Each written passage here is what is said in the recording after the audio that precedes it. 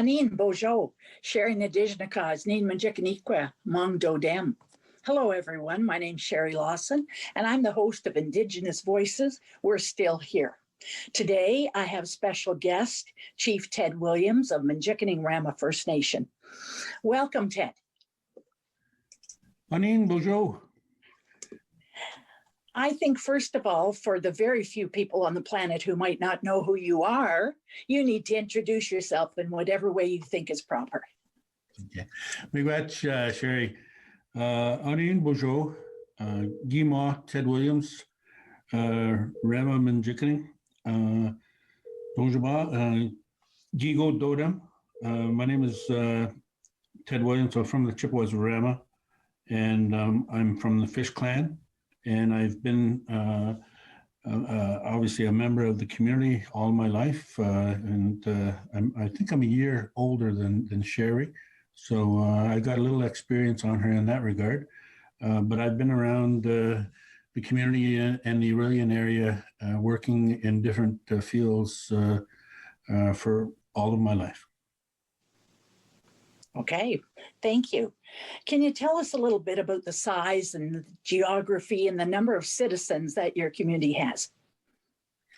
Well, we have approximately 2,200 acres that is chopped up. It's not one contiguous piece of property. It's several pieces spread over, the area within Ramara Township. Not the least of which is the island out in Lake Couchiching, Chief Island. We have approximately just a little over 2,000 members in the community, are members of the community, with about 1,000 members living within the community itself. We've grown over the last 38 years, I guess. The first time I was on council back in 1982, I believe our on-reserve population may have been around 350, 375, something like that. So we've basically tripled the population in the community, and more than tripled the population of the community in the last 36, 37 years. So with all of those off the First Nation members, where would they be? A large part of them are within the area. They could have been within the township, places like Washego, a large part of them in Aurelia, but you can find them right across the country. We have some individuals, members who are down in the United States. We have a couple of members that are down in Australia, for instance. So we've got the globe covered. Okay, good to know. Now, I understand that we also own a piece of property that is not within Ramara Township with some other group. Tell us about that. Yes, we own, actually there's two pieces of property that we owned with other First Nations. One of them is it used to be called, the old name was the Indian Reserve up in Port Carling. That we own in partnership with the Wata Mohawks. And a little known fact is that we also own a small piece of land over with Moose Deer Point. It may be an acre or so. So we remind them of that every once in a while. So how would that have come about that we end up owning property with other First Nations? In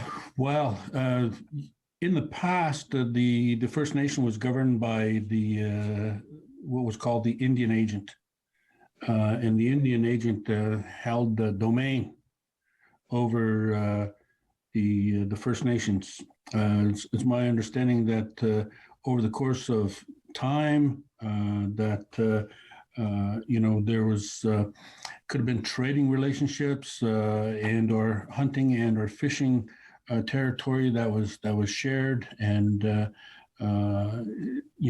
so an understanding may have come about during that time or over the course of time of the sharing of the resources and the sharing of the land with these other First Nations.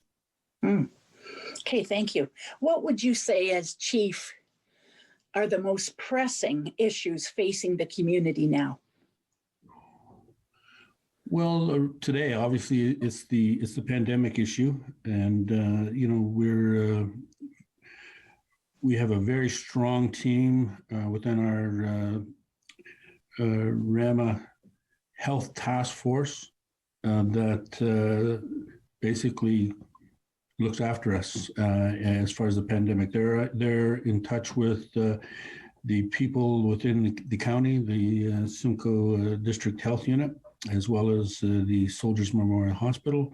We have our own health team, which is part of the nurse, the community health nurse, the community health representative, people in the paramedics, the fire and the police, as well as senior staffers who are all part of that task force.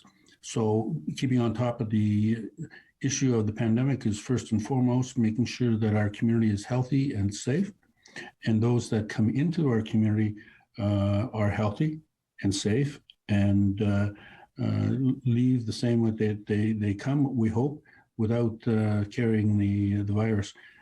So that's the big issue today. Generally speaking, we've got a large workforce here.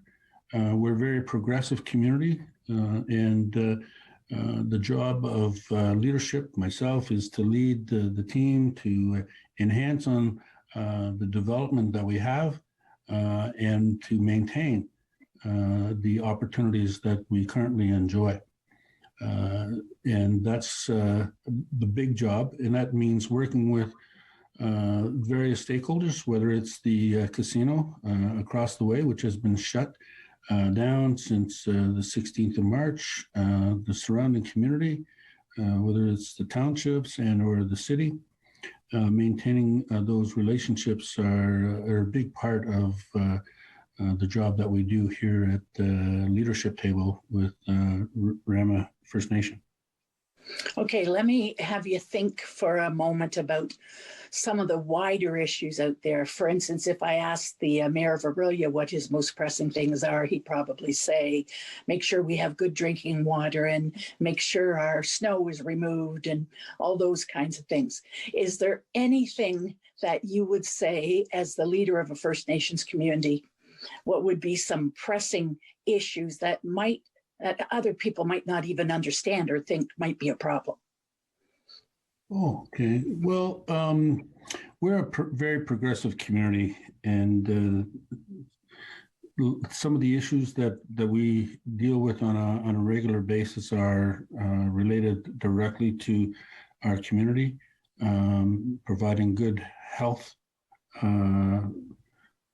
care to our community with the seniors, with providing opportunities for members of the community, providing quality housing for members of our community. It's big. We have 50 families that are looking for quality housing, and we are. It seems each year that we provide housing that if we provide half a dozen, we've got an additional 8 more families the following year looking for. So it's hard for us to keep up with that. It's because we're a growing community. It's because we're a progressive community and people are coming back. So that provides us with challenges each and every day. As a community that is a First Nation community that is known as a leader, we are quick to be asked to respond to regional issues, national issues. We had called frequently for a response on those types of issues that are making news in First Nations and or other municipalities that are having a challenging time with the relationship with their First Nations. So those are some of the things that pop out for me, as I go about my daily activities working with my council. And I suppose one other thing that most municipalities don't have to worry about is trying to make sure the education for our kids is top notch, and also the holding on to our language and our culture. Well, the language is a priority for the community. We have designated it as a priority and have for a number of years.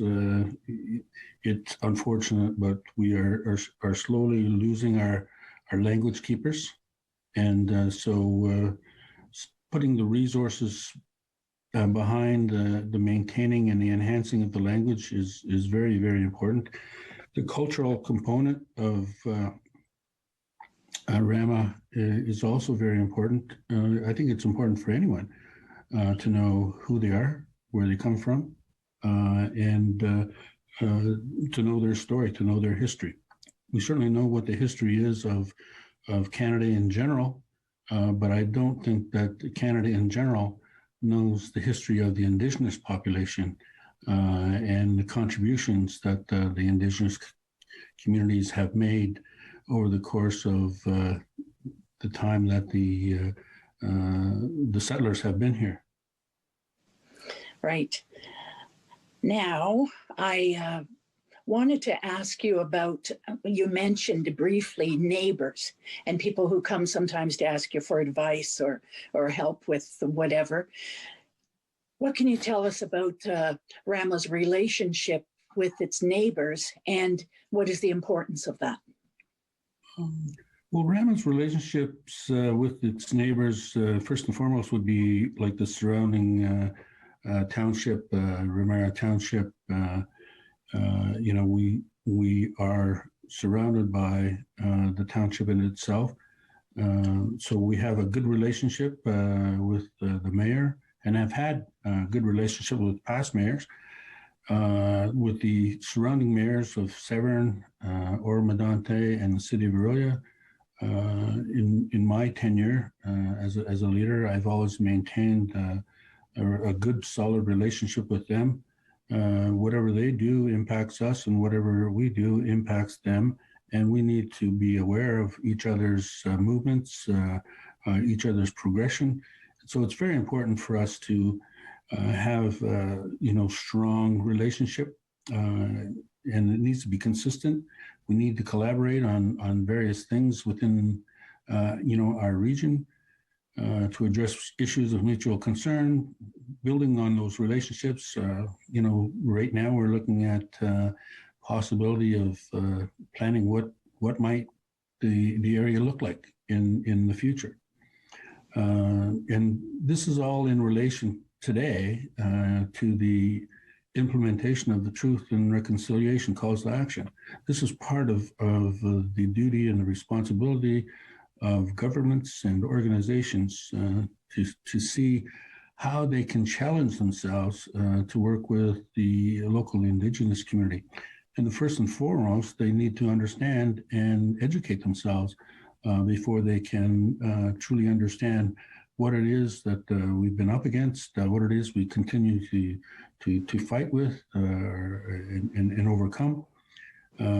We know that land acknowledgements, for instance, are commonplace, and I certainly respect the organizations and governments that put in land acknowledgements, but I think that to truly understand what a land acknowledgement is and should be, you need to talk to the people who you're referring to and develop an understanding of what they've gone through, what they've had to overcome. But that doesn't take a 5 to 10 minute discussion. That's a discussion that is going to take 2 or 3 hours at a time over the period of months to truly understand, because it's all about education and understanding where the Indigenous, where the First Nations are coming from. So, but it's very important. We have a strong relationship, I believe, with all of the townships surrounding, and we have rekindled, I guess, if you want to call it that, a strong relationship with the municipalities up in Muskoka, with Port Carling, Gravenhurst, Bracebridge, Huntsville, Lakewood Bays. I know all of those mayors today intimately, and we've had discussions for the last 20 months on the land acknowledgement issue. And we've spent a lot of time having some deep talks. I'm a fairly big man. And so when I walk into a room, I have to put people at ease because, it's like, oh, here he is, the big native guy. We don't want to pick him off, and so I have to basically calm them down and say, look, I will give you the benefit of the doubt maybe a couple of times because I want you to learn and I want to, there's certain things I'm going to share with you that you may think are pretty drastic and or harsh, but these are things that we've lived through. And I just want you to understand that I'm not going to bite your head off. I'm not going to, cast you out and or make an example of you. I'm here to develop a relationship with you. But in order for me to develop a relationship with them, I have to give of who I am before I can expect them to give of who they are. Yes, thank you. I understand as well that there's quite a few requests that come to the community from other groups, other municipalities, nonprofits, charities. They seem to think that Rama has all kinds of money in the bank and we're just trying to give it away. So can you tell us a little bit about those types of requests? Well, it's a bit of a role reversal.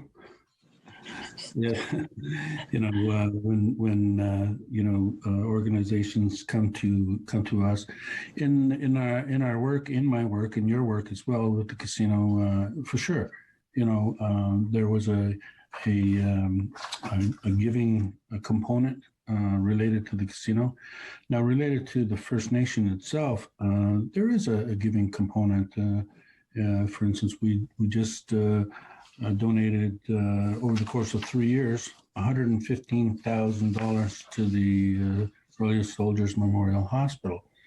Now, that's over 3 years. So we feel that that's a good investment in the hospital, and it's a good investment for our people in their own health care because we're all going to use the hospital and all have used the hospital at some point in our lives. And so that's one request that has come forward. We do get requests from various organizations come and speak about how we have done what we have done. You know very well, Sherry, that 40 years ago, we were just a little community with a few shacks that are, as you could see when you drive into the community. And I've asked different people over the course of the last 20 years, I said, so 40 years ago, you could easily tell where the First Nation began. So my question to them is, do you know when you entered Rama? Can you geographically identify when you enter Rama? And they can't. And the reason they can't is because we are a very progressive community, and we believe that our people deserve to live a quality life to the standards that anybody would live. And so those are the kinds of, questions that we get. Getting back to the requests from various organizations, the whole consultation issue,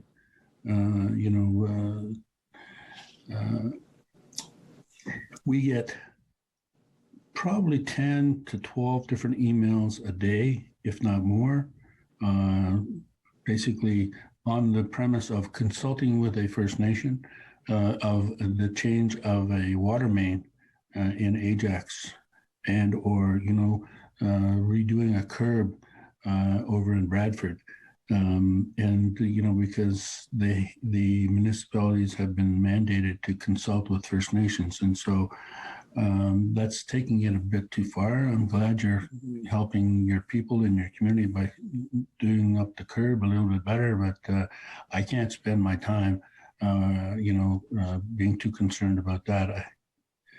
So that has gone overboard. And so we've had to bring on board a staff member to actually just handle most of those inquiries, calls, and or quasi consultation efforts. Right. I understand. I also think about we have relationships with various levels of governments that are also mandated to consult us. Things like the project everybody's considering around the next to the Athley Bridge there, the Weirs Interpretive Center project. There's quite a few people involved with that. I also think about in our 150th anniversary, which was a few years ago, the city of Aurelia came and said, "How can you help us celebrate?" Do you remember that time? Oh, I do. I do. Yes, I was chief at that time. Yes. That was, let's see, that was 34 years ago. Yes. I remember those. I remember those days.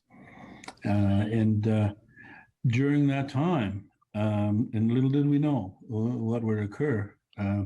We, as a community, and myself as a leader, we went to the city of Aurelia to help them celebrate on their Canada Day, which happened to coincide with our 150th anniversary. And we had a little mini powwow in front of where the Champlain Monument stood. And the community helped celebrate, I think, Canada Day at that time. And a majority of the members of the community were in Couchiching Beach Park. It was actually a nice little event that occurred at that time. And that may have been the beginning of trying to understand, each other. Although, from a Rama standpoint, we understood where Aurelia was coming from. Going back as kids, we went to school on the school bus after they closed down the two-room schoolhouse in Rama, going to grade 2 at one of the public schools in Aurelia, and making our way through the school system. And it was tough because we didn't understand them. They didn't understand us. We had to stand up for ourselves physically at times. And that was I'm talking about almost 60 years ago. During that course of time, we have developed strong relationships with the people in Aurelia. The relationships have gotten so strong that we've actually married people from Aurelia, and that's not Both you and me. That's right, and that's not a bad thing, and so and that continues to carry on, and so. But there's still a lot of work, I believe, that needs to be done to fully understand those issues that challenge not just the First Nation community, but challenge the non-First Nation community, and how and understanding those issues of trauma that have gone on. We witnessed the 60 scoop issue when we were going to school, and over the course of time, the residential school issue has evolved. And all of those issues have formed us as a people, and we've had to live with it. And it's really hard to explain how you can carry trauma. I didn't understand it myself, but I certainly understand it now a lot more than I did at that time. As you get older and are able to comprehend the history and the impact that it has had on First Nation communities. Yes, and I understand as well, it wasn't just a residential school, 60 scoop, but then there was another class action lawsuit against the Indian day schools, which when you talked about the school across the road, that was one of the Indian day schools that I went to, and I'm sure you did too. Yes, there's so many stories there. I want to take you into the future, Chief. What does the future hold for your community? I believe that it holds a lot of promise. We're working very hard to build on what we have, to continue to build our future for members of the community and for children unborn. And I'm very pleased to say that over the course of the last 10, 12, maybe 15 years, or we've had at least 100 youth go to university and or post-secondary education at the college level. And they're now, some of them are professionals. They have degrees and diplomas, and they're looking for opportunity. Some of them have found it. I think what we need to do is continue to build on their expertise, their knowledge, their youthfulness, and begin to enhance what we have, which means, again, working within the community, working with our own people, but we can't do it alone. We need to work with the surrounding areas as well. What does it look like? What does Rama look like in 10, 15, 20 years? I would like to see that, we have a strong language. We've revitalized language. I'd like to see a strong revitalization, even stronger today than, or tomorrow than it is today in our culture. But at the same time, I want to see that our members in the community are living the quality life that they deserve. There's a lot of work that needs to go on and needs to take place in order for that to happen. But with that educated group of individuals that we have and have had for the last decade now, I'm sure that we're going to be in good stead with the educated individuals who are members of the community. My job today is to help to mentor those individuals, to fill them full of confidence and self-assurance, and to help guide them as best that I can. Thank you. Thank you, Chief. It sounds to me like the future is so bright, you're going to have to wear shades. Okay. I have been here with Chief Ted Williams, Rama First Nation, Kachimigwech Ogima Williams in our language. Big thank you, Chief. Miigwech. Miigwech.